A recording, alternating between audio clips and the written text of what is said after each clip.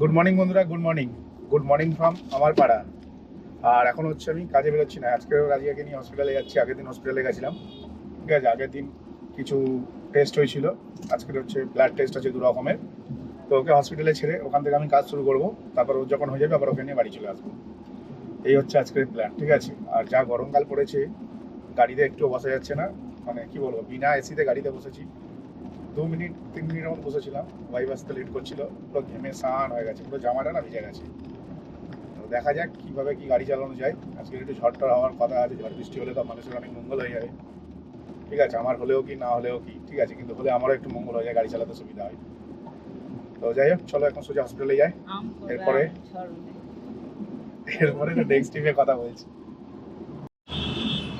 আজকের সকালবেলায়, ঠিক আছে, আধ ঘন্টা সময় নষ্ট হয়ে গেল। হ্যাঁ, বউকে তো হসপিটালে ছেড়েছি অনেকক্ষণ আগে, তারপর আমি এখানে 40 মিনিট বসে আছি। এখন হচ্ছে সময় অনেকটাই হয়ে গেছে, পুরো 40 মিনিট বসার পরে একটা ট্রিপ পেয়েছি। এর আগে একটা ট্রিপ নিয়েছিলাম, আর ওই ট্রিপটা ভুল করে ক্লিক করে দিয়েছি। কারণ একটু আগে না দাসানি 2 এর ট্রিপ পেয়েছিলাম আমি। দাসানি 2 আর দাসানি ওয়ানটা আমাদের সামনেই, ঠিক আছে। তো দাসানি ওয়ান যে স্টুডিওটা আছে সেটা পারফেক্ট লোকেশন, কিন্তু দাসানি 2 এর যেটা আছে সেটা একটা ক্যাজরা চোদা লোকেশন। ওই ক্যাজরা লোকেশনে ভাই যাওয়ার থেকে না যাওয়া ভালো। তাই জন্য ভেবে দেখলাম না, দাসানি 2টা আমি ভুল করে অ্যাকসেপ্ট করে ফেলেছি। মানে আমি অ্যাকচুয়ালি অ্যাকসেপ্ট করিনি, প্যাসেঞ্জার আমাকে অ্যাকসেপ্ট করেছে। মানে আমি আর কি ভুল করে রিকোয়েস্ট পাঠিয়ে দিচ্ছি, আর রিকোয়েস্ট পাঠিয়ে দিলে না রিকোয়েস্টটা ক্যান্সেল করা যায় না। ধরো আমি রিকোয়েস্ট পাঠিয়ে দিয়েছি, সেন্ড করে দিচ্ছি প্যাসেঞ্জারকে, আর সেটা যদি স্টপ করা যেত সেন্ডটা, তাহলে সুবিধা হতো। কিন্তু এরকম কোনো অপশান নেই, তাই প্যাসেঞ্জার অ্যাকসেপ্ট করে নিল আর আমি ক্যান্সেল করে দিলাম। তারপরে আমি এখন একটা ভালো ভাড়া পেয়েছি, যেটাতে আমি 4 কিলোমিটারে 180 টাকা পাবো। হ্যাঁ, তো খুব কম মানুষ আছে যারা আমাকে এতগুলো টাকা দেয়। তো যেসব মানুষ আমাকে এতগুলো টাকা দেয় তাদেরকে অনেক ধন্যবাদ। হ্যাঁ, যেসব মানুষ আমার গাড়িতে বসে তারা জানে আমার গাড়ির কোয়ালিটি কীরকম, আর বসার পরে কী আনন্দ উপভোগ করে সেটা তারা উপভোগ করে। মানে অ্যাকচুয়ালি মানুষের কাছ থেকে আমি যে টাকাটা নিই না, সেই টাকার বিনিময়ে তাদেরকে যে সার্ভিসটা দিই, সেই সার্ভিসটা পেয়ে তারা অত্যাধিক খুশি হয়। হ্যাঁ, তারপরেও না মানুষের কাছে অলরেডি বেশি টাকা নিচ্ছি। ধরো এই ট্রিপটাতে যেমন 180 টাকা ভাড়া আছে 4 কিলোমিটারে। মানুষটা নামার পরে 200 টাকা দিয়ে যখন 20 টাকা ফেরত দিতে যায়, তখন বলে না দাদা দিতে হবে না, খুব ভালো লাগলো তোমার সাথে যাত্রা করে। তো এরকম বলে, বেশ ভালো লাগে শুনতে, ঠিক আছে। অনেকে বলো যে দাদা তুমি মানুষকে লুটে নাও। হ্যাঁ ভাই, আমি মানুষকে লুটে নিই, ঠিকই বলেছো, কিন্তু তার পরিবর্তে যে সার্ভিসটা দিই না সেটা A1 কোয়ালিটি। বুঝতে পেরেছো? যেটা আমাদের ড্রাইভার ক্যাটাগরিতে 1% লোকও দিতে পারে না, মানে 1% ড্রাইভাররাও দিতে পারে না। বুঝতে পারছো কী বলছি? আমাদের ড্রাইভার ক্যাটাগরিতে কী হয় না, বেশিরভাগ বেশি চালায় না। তারপরে গাড়ি খাটারা থাকে, গাড়ি নোংরা থাকে, ঠিক আছে। তারপরে এসি চললেও এসি কোয়ালিটি অত ভালো না যেখানে চিল উপভোগ করবে, সেই জিনিসটা নেই। তো যার কারণে এই প্রবলেমটা হয়। তবে আজকে যে প্যাসেঞ্জারটাকে আমি পেয়েছি, এই প্যাসেঞ্জারটাকে আগের দিন আমি 160-এ নিয়ে গেছিলাম, তার আগের দিন 170-এ নিয়ে গেছিলাম, আজকে আবার 180-তে নিয়ে গেছি। মানে আমি বুঝে গেছি কোন প্যাসেঞ্জারটাকে আমি পেয়েছি। যাই, প্যাসেঞ্জারের কাছে চলে এসেছি, নেক্সট ট্রিপ আবার কথা হচ্ছে। আধ ঘন্টা ধরে যুদ্ধ করার পরে, মোটামুটি 20 মিনিট তো যুদ্ধ করেইছি, ঠিক আছে। আধ ঘন্টা ধরে যুদ্ধ করার পরে এখন একটা ট্রিপ পেয়েছি। হ্যাঁ, ট্রিপটা আমার ভ্যালু হচ্ছে 150 টাকা। তো তোমরা অনেকেই বলো দাদা কী ব্যাপার, তুমি এত ছোটো ছোটো ট্রিপ মারো কেন? ভাই 400-500 টাকাতে ট্রিপ তো ভর্তি, কিন্তু 400-500 টাকা কামাতে গেলে পুরো দিনটাই বরবাদ হয়ে যাবে। বুঝতে পারছি কি বলতে চাইছি? মানে 500 টাকার একটা ট্রিপ পেলাম এক্ষুনি, 15 কিলোমিটার যাবে। আমার মতে 15 কিলোমিটারের ভাড়া 450 থেকে 500 টাকায় হয়। তো সেখানে 500 টাকা দিয়ে রেখেছে, আমি 570 রিকোয়েস্ট পাঠাচ্ছিলাম, ঠিক আছে, নিচ্ছিল না। এই 570 যদি দেয়, 70 টাকাটা এক্সট্রা হয়ে যাবে। তো 70 টাকার তেল পুড়িয়ে আবার আমি আমার ভালো লোকেশনে চলে আসবো, যেখান থেকে ইনস্ট্যান্ট ট্রিপ পেয়ে যাবো। তো এটা ভেবেছিলাম, তো নিল না প্যাসেঞ্জার। তো এরকম ট্রিপ দেখলাম অ্যাভেলেবেল, তারপরে ভাবলাম না ভাই দরকার নেই। এরকম ধরনের ট্রিপ নিয়ে যদি ফেসে যায় তাহলে গল্প শেষ হয়ে যাবে। কিছুদিন আগে এরকম টাইপের ট্রিপ নিয়ে কিন্তু আমি বিশাল ফেসেছিলাম। তো সেই দিনটা আর মনে করতে চাই না, ঠিক আছে। তো তার জন্য আমি আর যাবো না। তাহলে একদম ছোট্ট ট্রিপ নিচ্ছি, 160 টাকা চেয়েছিলাম প্যাসেঞ্জারের কাছ থেকে, 3.5 কিলোমিটার রাস্তা। তো ডিক্লাইন করে দিল। তারপর ভাবলাম যে না, এই জায়গা থেকে বেরোতে হবে, এখান থেকে না বেরোলে এখানে এই সাইডটা আবার অফ সাইড, এখন অফিস টাইম বলে না, অফ সাইডটাও অন সাইড হয়ে রয়েছে, কিন্তু কিছুক্ষণের মধ্যে আধ ঘন্টার মধ্যেই অফ সাইড হয়ে যাবে এটাও। তাই ভাবলাম যে ভাই দরকার নেই, এখান থেকে বেরিয়ে যায়, তারপর দেখা যাবে। এখন 3.5 কিলোমিটার রাস্তা নিয়ে যাবো 150 টাকায়, খারাপ না, ভালোই ট্রিপ। কিন্তু জানি না কেন গাড়িতে তেলটা বেশি খাচ্ছে। হ্যাঁ, অতিরিক্ত গরম পড়েছে বলে তেল বেশি খাচ্ছে, হতে পারে অন্য কোনো কারণ হতে পারে, রিজনটা ভাই বুঝতে পারছি না কী ব্যাপার। আমি প্রায় 40 মিনিটের মতন বসেছিলাম। হ্যাঁ, 40 মিনিট বসেছিলাম। তোমরা সকালেই জানো আমি যদি ঠিকঠাক ট্রিপ না পাই তাহলে কিন্তু আমি কাজ করি না। হ্যাঁ, আমি ঠিকঠাক ট্রিপ না পেলে কাজ করি না।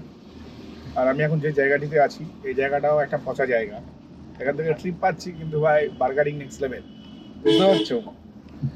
মানে বার্গারিং চলছে নেক্সট লেভেলের, যার জন্য ট্রিপ নিইনি।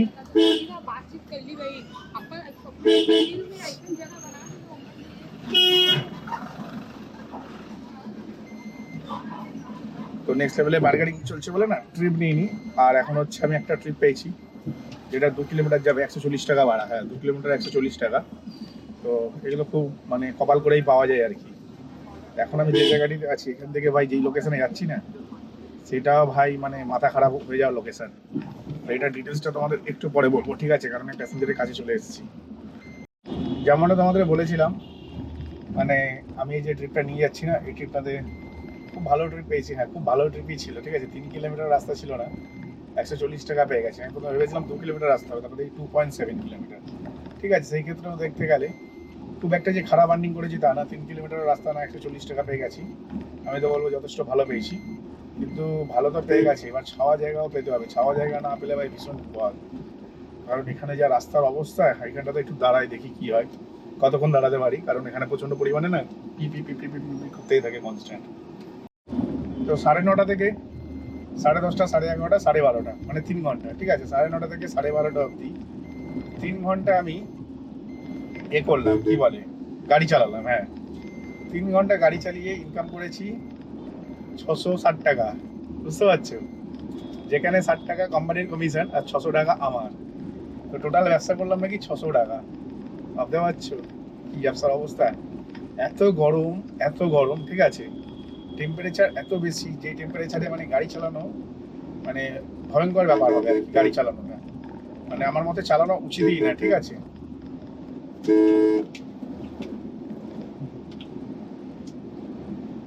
আমার মতে না এত টেম্পারেচারে গাড়ি চালানো উচিতই না, ঠিক আছে? এত টেম্পারেচারে গাড়ি চালানো উচিত না। সেখানে আমরা গাড়ি চালাচ্ছি, কোথায় ভাড়ার অ্যামাউন্টটা বেশি হবে সেটা না হয়ে যত কম হয়, যত কম হয়, মানে চুষে নাও ড্রাইভারদের, এরকম একটা ব্যাপার। তো ভাই আমি চালাবো না গাড়ি। হ্যাঁ, আমি গাড়ি চালাবো না, তাই ঠিক করলাম, বাড়ি চলে যাবো। তো এত কম ভাড়া, এত কম ভাড়া দিচ্ছে, মানে গাড়ির মাইলেজ যা দিচ্ছে সে অনুযায়ী পোষাচ্ছে না। দেখো আমার গাড়ির মাইলেজ এসি ছাড়া হয়তো 18-15 দেয়, 17-18 দেয়, ঠিক আছে? আর এসি নিয়ে 14-15 এরকম দেয় হয়তো। তো 14-15 গাড়ির মাইলেজ, ঠিক আছে? সেটা নর্মাল টাইমে, মানে যখন গাড়ি নর্মাল টেম্পারেচারে চলে, মানে কি বলবো, ন্যাচারাল যে টেম্পারেচার, সন্ধ্যের পরে যে টেম্পারেচারটা হয় ওই টেম্পারেচারে। আর এখন হচ্ছে রাস্তা ওভারহিট হয়ে রয়েছে, বুঝতে পারছো? ওভারহিট হয়ে রয়েছে। এই ওভারহিটে নাকি ভাড়া দিচ্ছে 5 কিলোমিটার যাবে কেউ 120 টাকা, 100 টাকা। ভাই এই ভাড়াতে অন্যান্য ড্রাইভাররা চালাচ্ছে, যে চালাচ্ছে গাদার গাড়ে যাও। কারণ আমার কোনো যায় আসে না, আমি যা ইনকাম করবো সবটাই সলিড। হ্যাঁ, তো আমি 660 টাকা যে ব্যবসা করেছি, কত 4-4-8 কিলোমিটার, 12 কিলোমিটার মনে হয় চালিয়েছি, 12 কি 15 কিলোমিটার 660 টাকা। তো যথেষ্ট ভালো ব্যবসা করেছি, ঠিক আছে? 15 কিলোমিটার গাড়ি চালিয়ে 660 টাকা ইনকাম করেছি। আর এখন হচ্ছে আমার বউয়ের হচ্ছে রক্ত দেওয়া হয়ে গেছে, এবার হচ্ছে ও হসপিটালের সামনে দাঁড়িয়ে আছে। আর আমি ঠিক প্ল্যানিং করে রবীন্দ্র সরোবরের কাছে চলে এসেছিলাম, ঠিক আছে? ভবানী সিনেমা হলটার সামনে। তো এইখানেই আমি করবো, মানে এখান থেকে আমি অ্যাকচুয়ালি বউকে নেবো, নিয়ে সোজা বাড়ি যাবো। হ্যাঁ, তো যাই হোক, আজকের ভিডিওটা আমি এখানেই শেষ করছি। ভিডিও যদি ভালো লাগে ভাই চ্যানেলটিকে লাইক করো, সাবস্ক্রাইব করো। যদি না ভালো লাগে ভাই কি বলবো, কিছু বলার নেই। তো চলো, টাটা, বাই বাই।